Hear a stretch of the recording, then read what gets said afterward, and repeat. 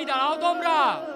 কি হলো শেখুল হুজুর? তোমরা জানো না আমাদের এলাকায় 7 দিনের জন্য নামাজ মাফ। কি বলছেন এসব? তোমাদের নামাজ পড়া লাগবে না, যাও খেলা খেলো গা। বাহ, তাহলে তো ভালোই। চল আজকে সারাদিন ফুটবল খেলবো। হ্যাঁ চল ফুটবল খেলবো। হা হা হা হা হা।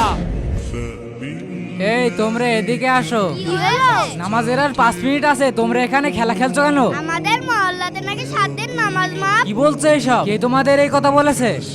আমি বলেছি হ্যাঁ? আমাদের মহল্লায় 7 দিনের জন্য নামাজ মাফ। না না, আপনি শেখল হুজুর হতেই পারেন না। আমাদের শেখল হুজুর এমন কথা বলতেই পারেন না। কে আপনি? সত্যি কথা বলুন। না না, আমি শেখল হুজুর। দাঁড়ান, আমি শেখল হুজুরকে ডাকছি। শেখল হুজুর, কি হয়েছে?